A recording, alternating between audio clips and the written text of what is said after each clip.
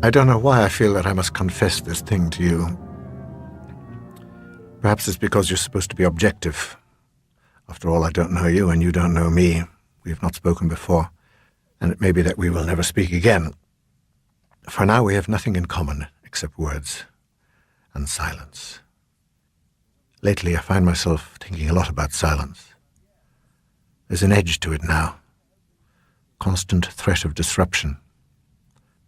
I keep waiting to hear those sounds again, the lifting of the piano lid, the notes rising from the vibration of the strings, the muffled echo of a false key being struck.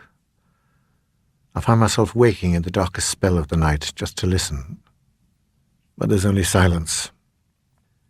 It was not always this way.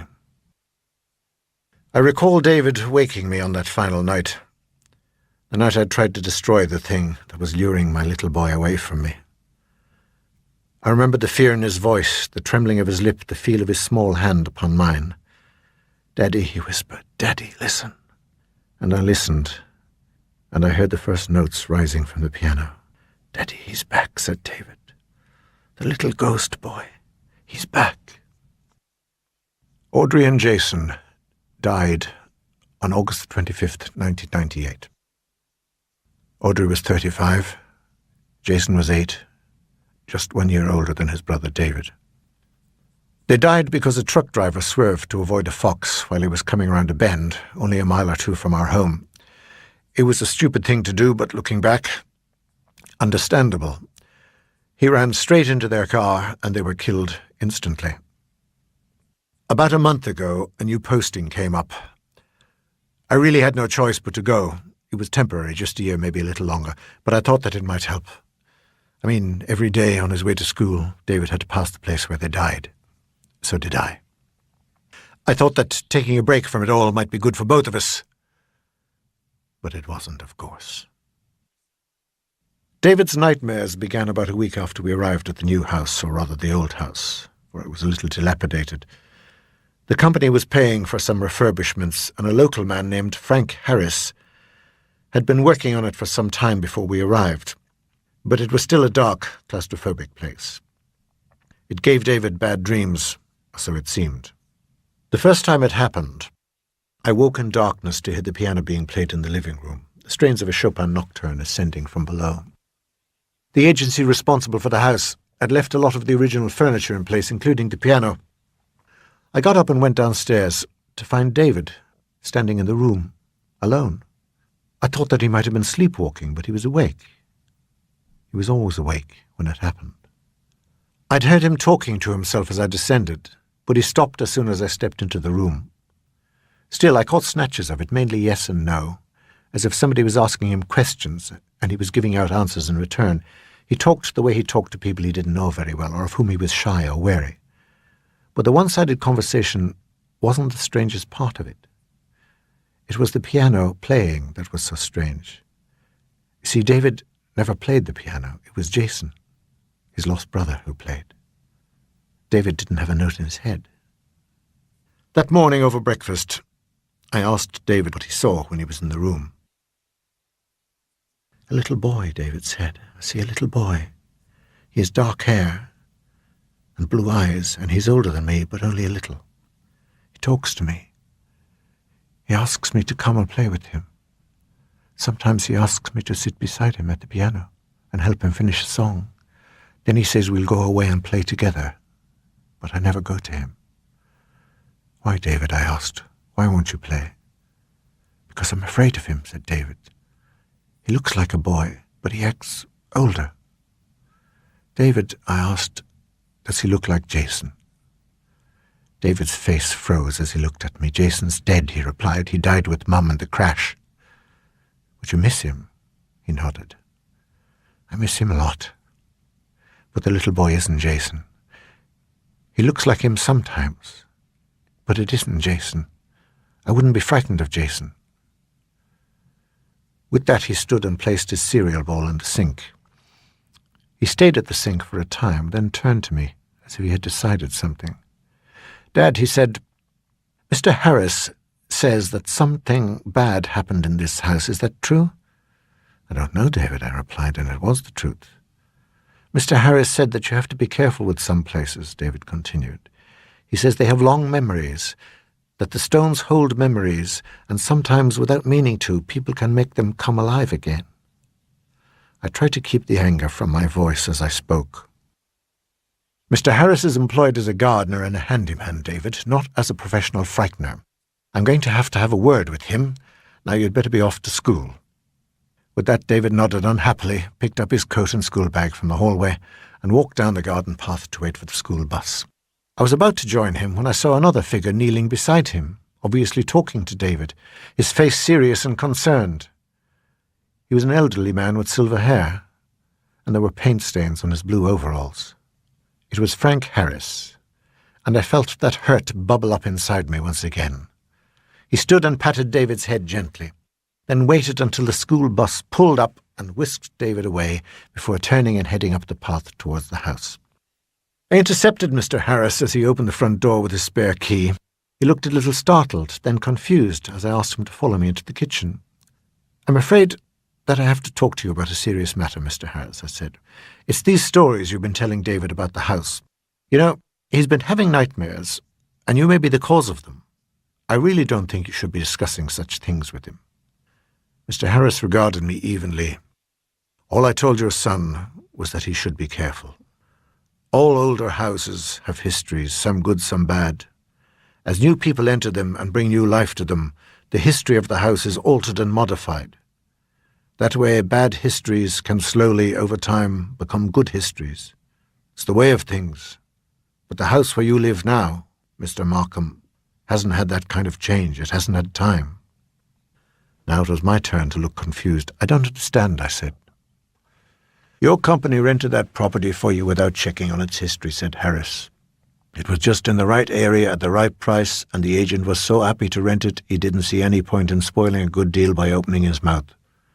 Nobody from around these parts would ever have considered renting or buying this house, or even recommending it to a non-local. In fact, I was the only person who would agree to work on it. It's not a good house in which to be raising a child, Mr. Markham. It's not good to allow a child to live its life in a house where another child had its life ended." "A child died in the house?" "A child was killed in the house," he corrected me, 30 years ago this November. "A man named Victor Parks lived here when he killed a local child in his bedroom. The police caught him trying to bury the remains down by the river." "Lord," I said, "I'm sorry, I didn't know. I never even heard of Victor Parks." "Nobody told you, Mr. Markham, so you couldn't have known," continued Harris. "By the time you'd rented the house, it was already too late. As for Parks, he's dead. He had a heart attack in his cell on the very night he was sentenced to life imprisonment. There were those who said that he couldn't bear to be separated from the house. He lived there all his life, and the house had been in his family for 2 generations before that. Maybe the thought of life in a small cell far away from what was familiar to him was too much for him to bear." Something changed in his voice. It tightened as if fighting off some familiar or unwanted emotion. "He was an unusual man, Victor Parks," he said. "He worked as a verger in the church. He served on the local council. In many ways he was a model citizen, and people trusted him. They trusted him with their children." He paused, and those old eyes were filled with the remembered grief as they stared back into the past. What he said next made my stomach lurch and caused my hands to tense involuntarily. "He gave piano lessons, Mr. Markham. He taught piano to the children." Mr. Harris sighed gently, then bent down to pick up his paint pot. "There's one more thing you should know, Mr. Markham," he said as he stood. "David says he sees a little boy.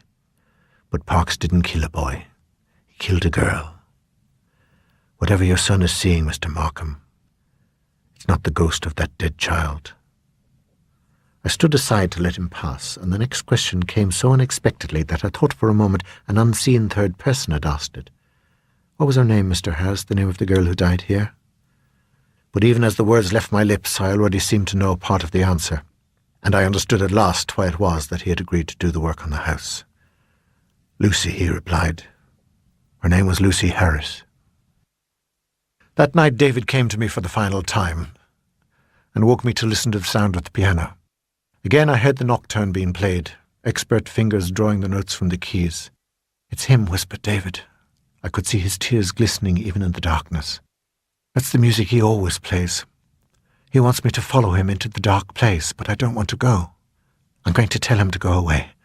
I'm going to tell him to go away forever." With that he turned and ran from the room. I leaped from my bed and followed him, calling on him to stop.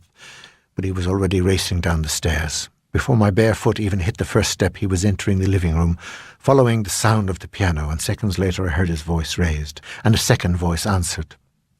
When I reached the bottom of the stairs and stared into the living room, there was a little boy seated on the piano stool. It looked like Jason, except it wasn't him. All of the good in Jason, all of the brightness, just wasn't there. Instead, there was the shell of a boy who might once have been mine, and something dark moved inside him. He wore the same T-shirt and shorts that Jason had been wearing on the day he died, except they didn't quite fit. They looked too tight, and there was dirt and blood on them. And the voice, it wasn't a child's voice. It was a man's voice, deep and threatening. It sounded obscene, coming out of a small boy. It said, "Play with me, David. Come sit beside me. Help me finish my piece. Then I'll show you my special place, my dark place. Come to me, David, and we can play together forever." I stepped into the room, and the spectre looked at me. As it did so, it changed, as if by distracting it I had somehow broken its concentration.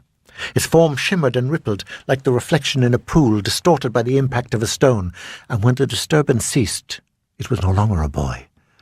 It was no longer anything human. Instead, the thing was old and stooped and decayed, with a hairless skull and pinched white skin. Yellow teeth were revealed as it raised its hand to its mouth and licked its fingers with the remains of its tongue. The shreds of dark soot hung on what was left of its body, and its eyes were black and lusting. I grabbed David and pushed him behind me back into the hallway. I could hear him crying. The thing smiled at me and touched itself as it did so, and I knew what I had to do. There was a sledgehammer in the hallway. Harris had left it there. I reached for it, my eyes never leaving the thing on the piano stool. It was already fading away when I took the first swing, and I saw the hammer pass through it as I hit the piano.